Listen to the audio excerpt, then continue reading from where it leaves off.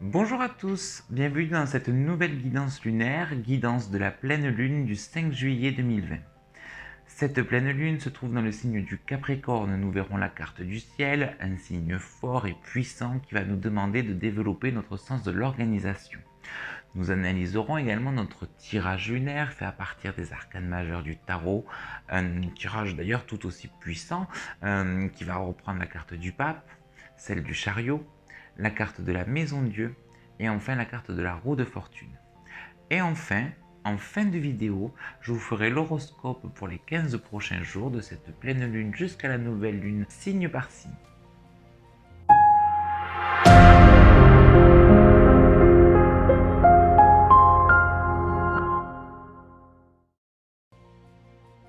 Alors il faut commencer par cette lune qui arrive dans le signe du Capricorne, qui va donner une ambiance un petit peu plus froide, un petit peu plus rigoureuse, une lune qui va être un peu plus ambitieuse, qui va être un petit peu plus calculatrice, dans le sens un petit peu, je dirais, prévoyance, organisation, de bien calculer, de bien organiser. C'est une lune qui arrive pour nous structurer. Alors, en principe, déjà quelques jours avant, 2-3 jours avant, tous les gens qui manquent un petit peu de structure, tous ceux qui sont un petit peu excessifs, ont dû la sentir physiquement d'ailleurs, cette lune dans leur corps, avec peut-être des petits soucis, des petits tracas, parce que c'est une lune qui, paf, nous réaligne, et si on n'est pas aligné, ça peut être un petit peu puissant, un petit peu surprenant. Évidemment, les gens qui sont déjà alignés, déjà centrés, tous ceux qui sont déjà structurés l'auront moins senti, mais ils devront être vigilants à ne pas pousser ce côté trop organisé, je dirais, à une certaine rigidité. Donc c'est une lune qui va nous demander d'être, je dirais, aligné oui, mais juste, ça veut dire aligné, mais pas sévère. Pourquoi? Parce que le signe du Capricorne, effectivement, c'est un signe dur, mais la lune est un astre rond, un astre doux, et donc il va falloir faire un équilibre entre dureté et douceur, un équilibre entre, je dirais, besoin de solitude et besoin des autres, un équilibre entre efficacité et on pourrait dire émotion et débordement. Donc c'est une lune qui n'est pas simple, qui n'est pas facile, qui va être très fortement ressentie par l'ensemble des signes du zodiaque. Le signe du Capricorne, c'est le signe de la maîtrise. Et la Lune, c'est un astre rond qui est tout en émotion. Aussi, durant ces 15 prochains jours, cette pleine lune va nous apporter la capacité de maîtriser nos émotions. Parce que vous savez que les pleines lunes nous apportent des choses. Donc on va pouvoir donc maîtriser ces émotions, mais attention, pour maîtriser ces émotions, il faut les conscientiser, il faut les verbaliser, il faut les ressentir, ces émotions. À tous ceux qui refoulent leurs sentiments, à tous ceux qui refoulent leurs émotions, gare à vous, parce que ces émotions vont remonter en surface. Plus on les refoule, plus elles vont exploser, plus elles vont jaillir. Ça peut être parfois un petit peu violent, un petit peu difficile. Le Capricorne, c'est un signe simple, c'est un signe vrai, c'est un signe droit, c'est un signe authentique. Et donc il va falloir être vrai, authentique et droit avec soi-même si on veut maîtriser ce flot émotionnel que la Lune va nous amener. Encore un mot sur le Capricorne qui va nous demander, ce Capricorne, de nous réaliser. Et avec la Lune qui est on va dire un astre assez convivial, assez collectif. La Lune, par exemple, en astrologie, ça peut représenter la foule, un petit peu, vous voyez, ce côté un petit peu le monde, le clan. Donc on va nous demander une certaine réalisation sociale. Le Capricorne étant un signe de terre, du coup les signes de terre sont des signes fonctionnels. On a vu que cette Lune nous demandait de développer des capacités d'organisation. On va donc nous demander de nous réaliser socialement, c'est-à-dire de répondre à la question à quoi je sers, qu'est-ce que j'apporte dans cette société, quel est mon rôle, quelle est ma fonction.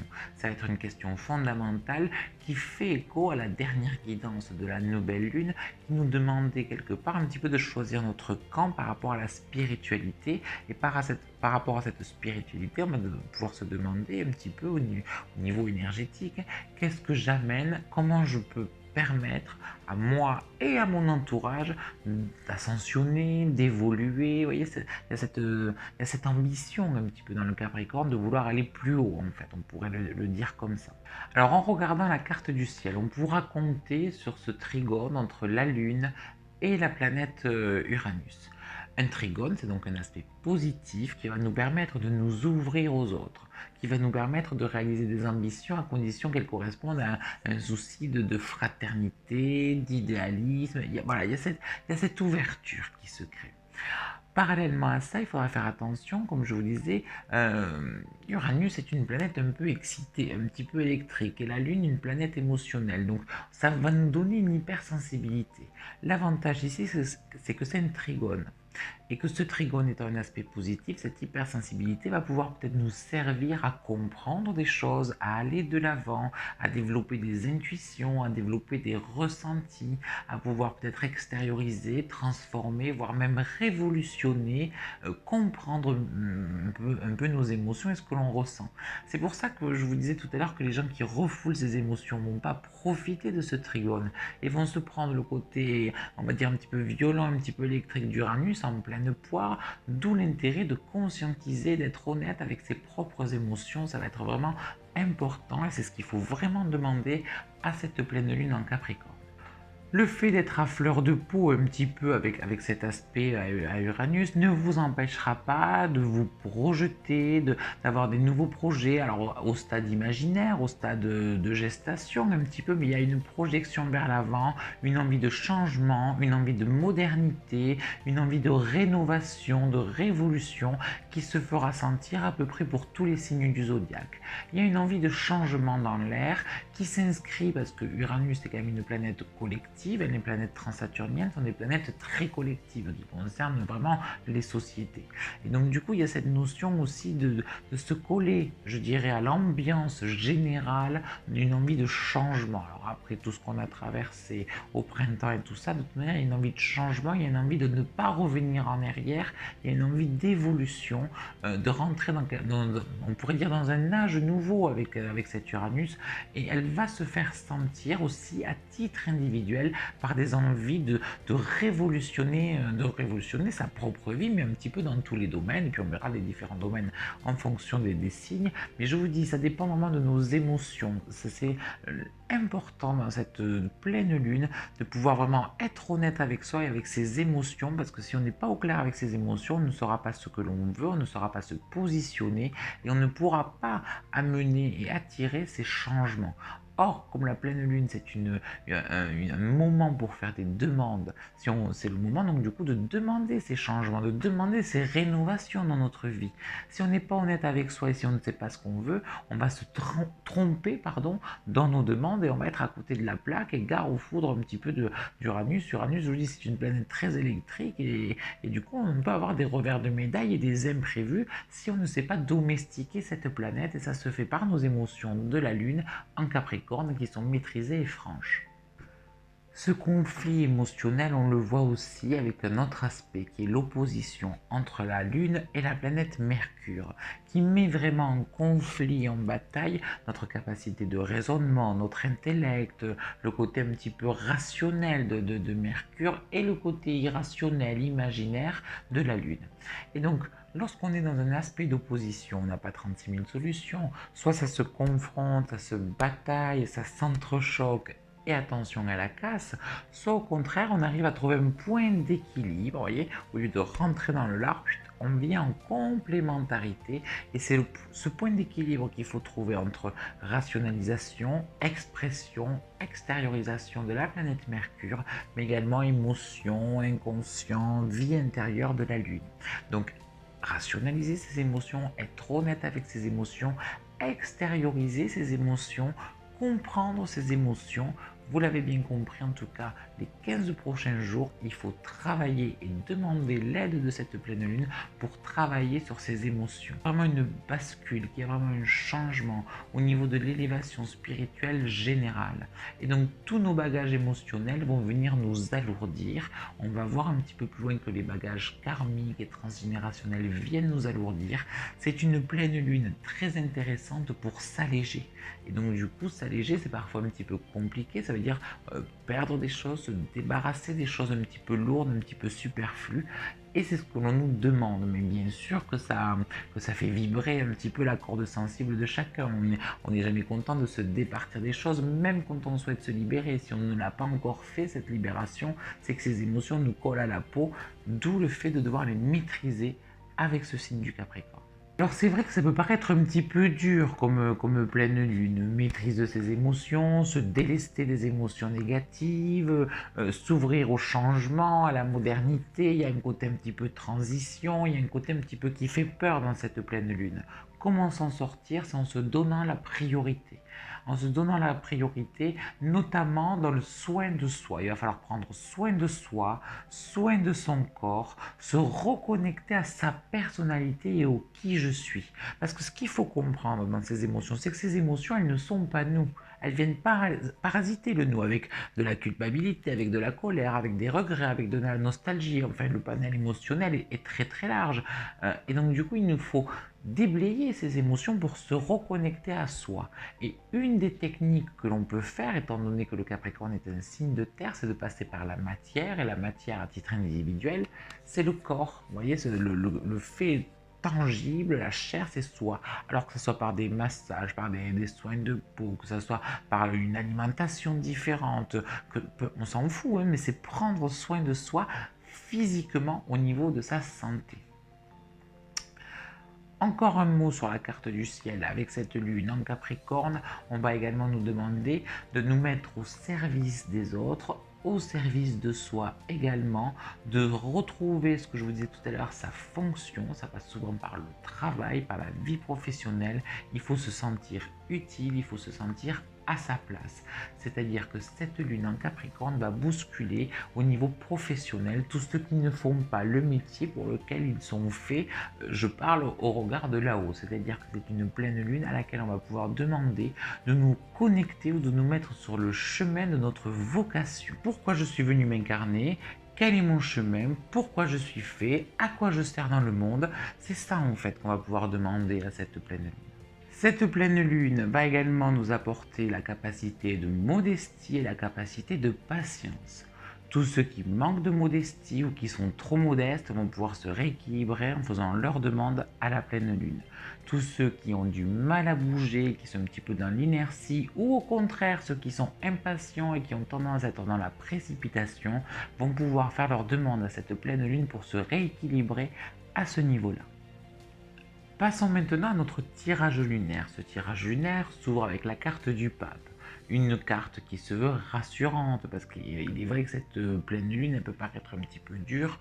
Or, l'arcane du pape, finalement, c'est un arcane extrêmement bienveillant, qui nous explique déjà ce côté un petit peu bénédiction que fait le pape, qui nous explique que les choses que l'on veut peuvent être accordées à condition qu'elles soient en accord, on va dire ça comme ça, avec le divin, avec le destin, vous appelez ça comme vous voulez.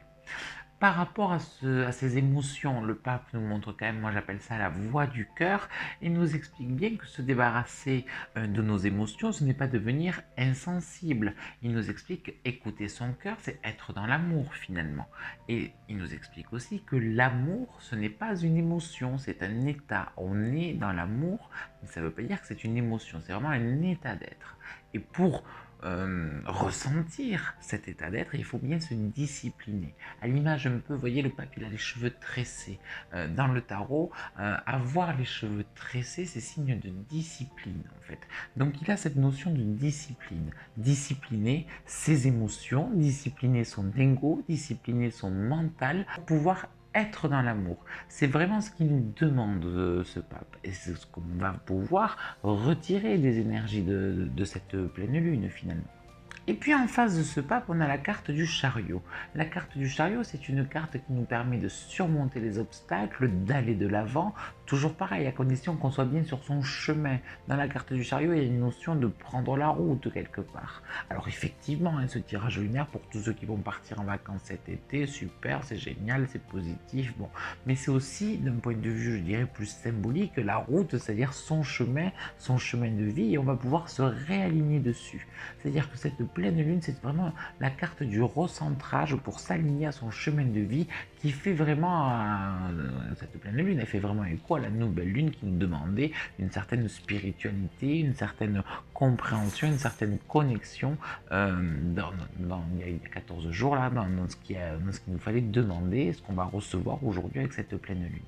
Le chariot, c'est également une carte de contrôle. Pour pouvoir avancer, il faut savoir où on va et il va falloir s'accorder. Vous voyez, dans la carte du chariot, on a un personnage, un cheval rouge, un cheval bleu. Tous trois sont différents. Et pourtant, tous regardent dans la même direction. C'est-à-dire qu'il faut vraiment accorder son mental, son action, ses émotions. Vous voyez, il faut vraiment être aligné, il faut vraiment être droit pour que toutes les parties, toutes les dimensions de notre être tendent vers cette même objectif, vers cette même direction, vers ce cheminement en fait. Donc cette carte du chariot est extrêmement favorable pour tous ceux qui veulent vraiment évoluer, avancer sur leur vie, avancer sur leur chemin. C'est une carte qui permet d'ouvrir des portes d'évolution. Mais toujours pareil, c'est vraiment très conditionnel. Le Capricorne est comme tous les signes de terre, de toute manière, vu que cette lune elle est en Capricorne, c'est un signe de travail. Un signe de mérite même, le Capricorne.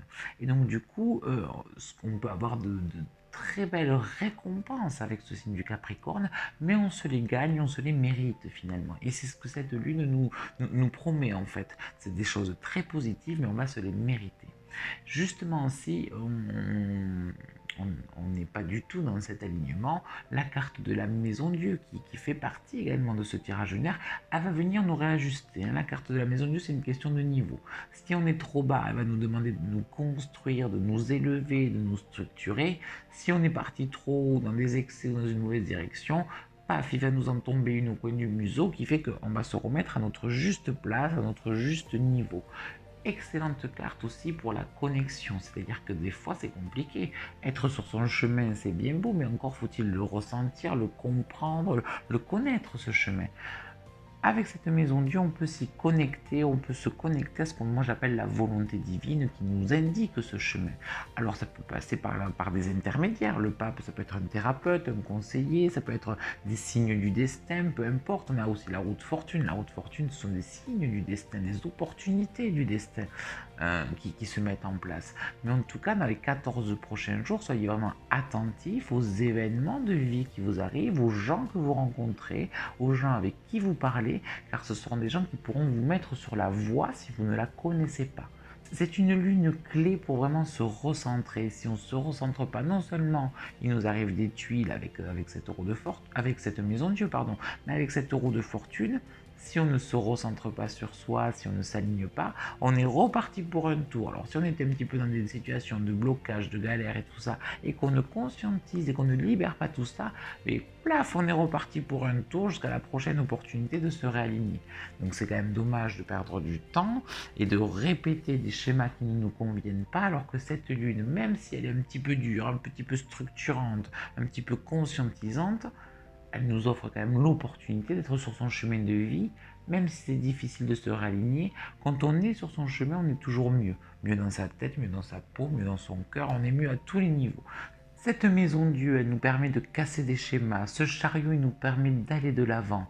Il y a un côté un petit peu brut, un petit peu violent, un petit peu rentre-dedans, mais qui est quand même adouci par la carte du pape. La carte du pape, elle porte le chiffre 5. Le chiffre 5, c'est un demi-carré, donc on a ce côté un petit peu dur, machin, qui rappelle le Capricorne, carré, organisé. Mais aussi un côté un petit peu plus rond. Le 5, c'est un demi-carré sur un demi-rond, qui nous montre quand même aussi une certaine forme de douceur. Ça dépend où on en est dans le travail sur soi finalement. Autre chose à dire aussi sur ce tirage lunaire, c'est que la Maison Dieu, le pape, la roue de fortune vont nous inviter à travailler sur nos karmas. Évidemment, la roue de fortune, elle est en lien avec tout ce qui est karmique finalement. Donc tous les karmas par rapport aux vies passées, notamment tout ce qui est dans les excès, dans les violences, dans les privations, tout ça, ces karmas vont remonter, il va falloir les régler. Mais il y a un autre travail à faire sur soi, dans l'invisible et dans le spirituel, c'est le travail transgénérationnel dans les lignées du père en fait. Alors que ce soit votre père, votre grand-père ou le père de la mère, le grand-père de la mère et ainsi de suite, il y a une ligne, il y a un travail transgénérationnel sur ces lignées-là. Si dans les lignées paternel de notre généalogie. Il y a eu des problèmes de suicide, des problèmes d'alcoolisme, des problèmes d'abandon, des problèmes d'infidélité, de trahison. Toutes ces choses-là, il faut les conscientiser, les régler parce qu'elles peuvent revenir. Alors évidemment, s'il y a également des héritages positifs, qu'on a eu un père qui faisait du magnétisme, un grand-père thérapeute ou des choses comme ça, on va pouvoir aussi récupérer le positif. C'est le transgénérationnel et même le karma, c'est un bagage dans lequel on va retrouver des boulets, des choses qu'il faut enlever, mais aussi des outils, des choses qui vont nous servir, qu'il faut utiliser. Mais posons-nous la question. Et c'est valable pour les hommes et les femmes. C'est vrai que souvent, on va demander aux hommes de travailler sur la lignée du père, aux femmes de travailler plutôt sur la lignée de la mère. Mais là, que vous soyez homme ou que vous soyez femme, on travaille sur la lignée du père. Intéressant également pour les gens qui n'ont plus leur papa avec eux, leur papa qui est parti ou qui est décédé. Il y a un moyen intéressant, c'est de se connecter à l'âme de son père, en fait. On a un côté un petit peu spirituel, alors on s'y connecte par le cœur. Là encore, on peut faire appel à des médiateurs, mais on peut se sentir comme protégé par l'esprit de son père ou connecté par l'esprit de son père, quel que soit le rapport que vous aviez avec, que ce soit des bons rapports, des rapports violents, des rapports conflictuels. De l'autre côté, les énergies sont différentes et donc du coup, il peut y avoir une connexion. Si vous aviez des bons rapports, vous allez sentir cette protection sans aucun problème. Si vous aviez des mauvais rapports, s'il y a eu de la violence, s'il y a eu des difficultés, s'il y a eu du conflit, ce sera le moment de pardonner à votre père, même si, encore une fois, il est de l'autre côté.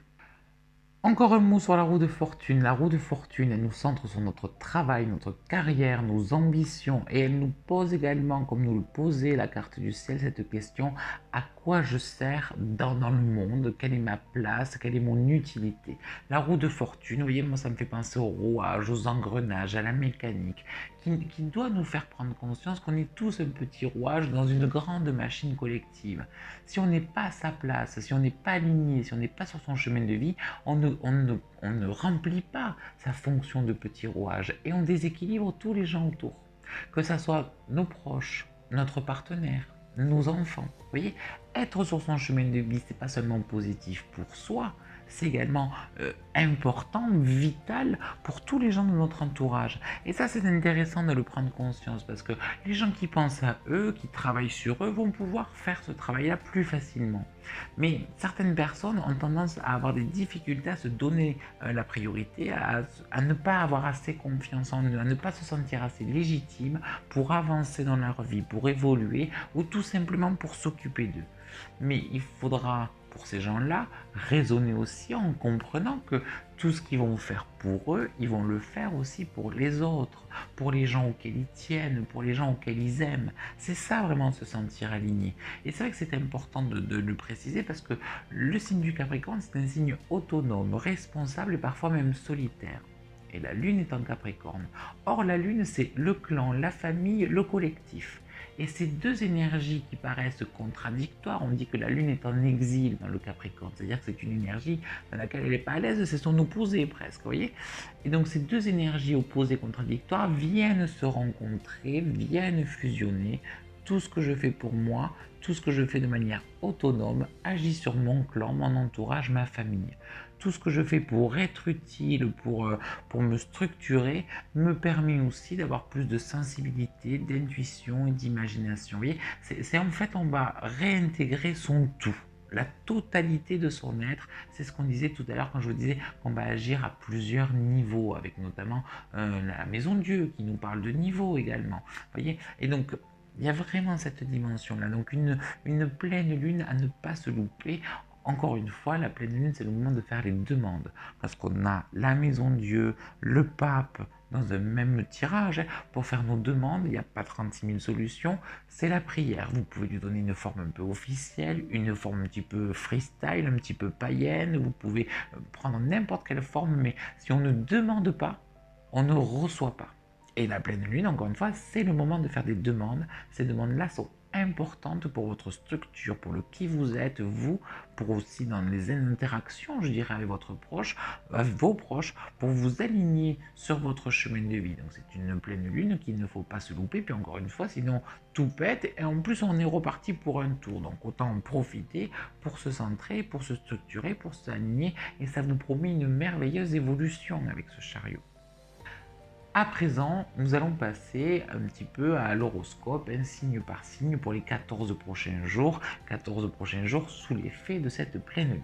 Pour les béliers, Mars vient de rentrer dans votre signe, une aubaine, il est chez lui dans le bélier, Mars, une planète énergétique, donc vous allez déborder vraiment d'énergie, d'envie, voilà, il va y avoir un côté un petit peu même d'ébullition, d'effervescence, on va vous demander de vous canaliser. Il va falloir la canaliser cette énergie, pas trop de précipitation, il va falloir se ressourcer, savoir prendre un petit peu le temps et ne pas aller dans des excès. Sachez que Mars va rester dans le signe du bélier environ 6 mois, donc vous aurez le temps de profiter de cette énergie et de la canaliser. C'est d'ailleurs une aubaine pendant ces 6 prochains mois pour tous les signes de feu, donc Sagittaire, Lion et Bélier. Ce Mars va vous aider justement à aller de l'avant et à vous dynamiser réellement. Ami Bélier ou ascendant Bélier, ce Mars va vous permettre également d'aller au bout de vos ambitions à condition de ne pas être trop précipité encore une fois. Une bonne période s'ouvre pour les taureaux, une période qui s'ouvre sur le relationnel, l'amical, l'affectif, même les papotages entre frères et sœurs, entre voisins, entre copains, copines. Il y a un côté extrêmement social, extrêmement ouvert, extrêmement curieux. Pour vous, taureaux, c'est le moment d'apprendre de nouvelles choses, de vous ouvrir aux autres, de retrouver un esprit enfant, un esprit léger en fait. Vous vous sentirez parfois libre, même des fois aventureux. C'est l'occasion de faire des petits déplacements, des petits week-ends, des petites balades et de profiter pleinement de cette légèreté qui va vous accompagner pendant les 14 prochains jours. Pour les Gémeaux, il pourrait y avoir quelques préoccupations financières et administratives, mais ce sera surtout l'affectif qui sera au cœur de ces 14 jours. Vous profitez encore de Vénus dans votre signe, on va vous demander du coup d'exprimer, de verbaliser vos sentiments.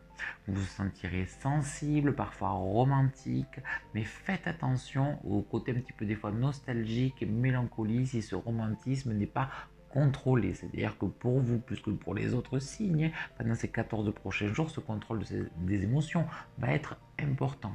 C'est vrai qu'en plus, vous Gémeaux, vous êtes plutôt à l'aise avec l'esprit plutôt qu'avec le flot émotionnel. Vous aimez comprendre plutôt que ressentir. Quand les émotions débordent, vous n'êtes pas toujours à l'aise. Donc il faudra les canaliser et souffler.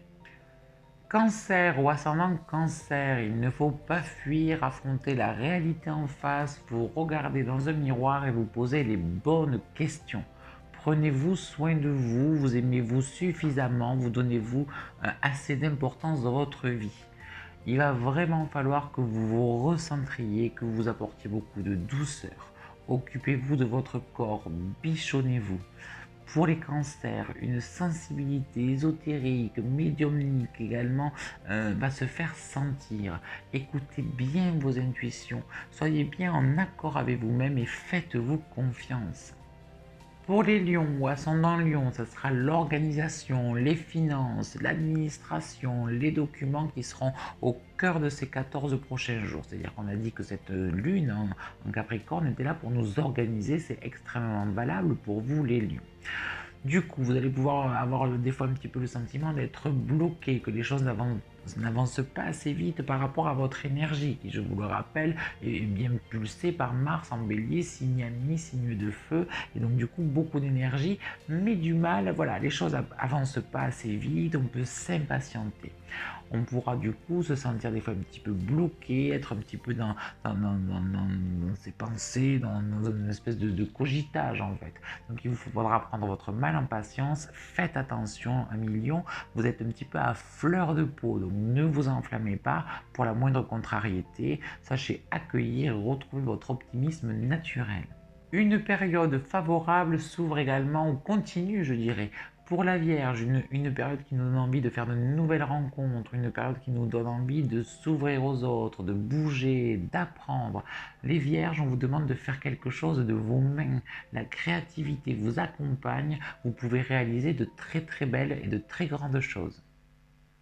Pour les natifs de la Balance ou ascendant Balance, vous allez être tiraillé entre vie professionnelle et vie familiale. Vous allez souvent oublier de penser à vous pour penser soit aux devoirs que vous devez accomplir au boulot ou pour vos proches. Allez-y mollo, recentrez-vous, accordez-vous des moments de douceur. Les natifs du signe du Scorpion ou ascendant Scorpion auront envie d'évasion, que ça soit physique par des voyages, des déplacements, que ça soit mental, en se projetant vers de nouvelles choses. Ils auront envie de changement, de bouger, ils auront de grandes aspirations. Ils auront également une très bonne période pour leur charisme, ils vont rayonner ces 14 prochains jours, ils auront envie de jouer, ils auront envie d'aimer, ils seront extrêmement positifs dans leur attitude. Scorpion ou ascendant Scorpion, profitez de cette période et de ce charisme et de ce magnétisme qui vous est donné pour vous ouvrir à des opportunités affectives. Pour les Sagittaires ou ascendants Sagittaires, il s'agira parfois de problèmes bancaires, de problèmes liés aux finances, aux dettes, au crédit, à la gestion du patrimoine. Il y a une restructure de tout ce qui est passé à mettre en ordre un petit peu ces papiers.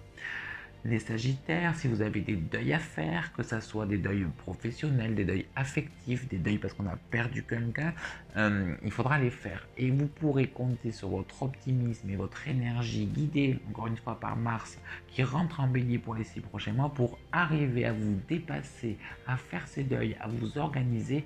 Sagittaire, la période est difficile mais prometteuse pour l'avenir. Dans cette période, n'oubliez pas d'être à l'écoute de votre corps. Il vous donne énormément d'infos. C'est le moment d'utiliser la carte bien-être pour être bien dans ses baskets. Et puis, Sagittaire ou ascendant Sagittaire, ne vous dispersez pas. C'est le moment de se mettre au travail, au sens propre comme au sens figuré. La vie professionnelle va prendre une grande importance dans ces prochains jours. Pour les natifs ou ascendants du Capricorne, c'est la vie affective qui sera au cœur de ces 14 prochains jours. Il y a un changement dans la situation du couple, il y a un changement dans l'affectif qui se profile. On aura envie de s'accorder plus de douceur, on va s'autoriser à s'ouvrir au romantisme, à l'amour, aux rencontres, qu'on soit célibataire ou en couple, célibataire pour faire de nouvelles rencontres, en couple pour se retrouver, se recoucouner à deux. Capricorne, il y a aussi un travail transgénérationnel, on le disait tout à l'heure dans la vidéo. Pour vous, il sera particulièrement important de travailler donc sur vos ancêtres, vraiment. C'est le moment de se débarrasser des karmas familiaux indésirables et de retrouver le potentiel dans l'expérience, dans les mémoires ancestrales, en particulier du côté du père. Les Verseaux ou ascendants Verseaux auront besoin d'être utiles, ils pourront donc s'accomplir dans le travail, ils auront vraiment ce besoin de sentir qu'ils voilà, ils font des choses qui servent à quelque chose. Donc du coup là ça va être important, on parlait tout à l'heure de vocation, c'est le moment de se questionner ou de remettre en question son travail, sa vocation. Est-ce que ce que je fais dans la vie me comble en termes de est-ce que je me sens utile? Une petite astérix quand même, se remettre en question sa vie, oui, mais pas trop. L'esprit des fois un petit peu imprévisible, un petit peu révolutionnaire des Verseaux ou ascendants Verseaux ne doit pas prendre le dessus. N'oublions pas que cette lune en Capricorne nous demande quand même de rester dans la maîtrise. C'est également une période extrêmement favorable pour les Verseaux pour régler tout ce qui est karma, que ce soit karma les vies antérieures ou le passé familial, les mémoires transgénérationnelles. C'est également une période où on va pouvoir faire preuve d'un charme, d'une certaine sensualité, alors soit pour faire de nouvelles rencontres, soit si on a des problèmes au niveau de son intimité ou de sa libido, on aura l'opportunité de les comprendre et surtout de les résoudre. Enfin, on a une excellente période pour les poissons ou ascendants poissons. On va s'ouvrir à l'amour, on va s'ouvrir à la joie, on sera entouré des gens que l'on aime, de nos enfants, de notre partenaire. On va retrouver nous-mêmes notre âme d'enfant, prendre les choses avec plus de légèreté.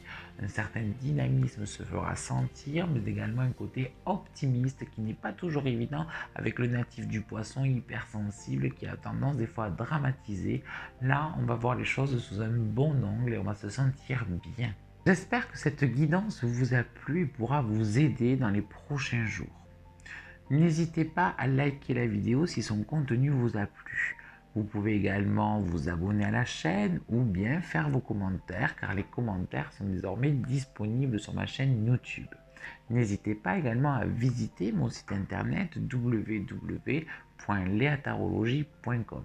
Merci beaucoup, à bientôt, bye bye.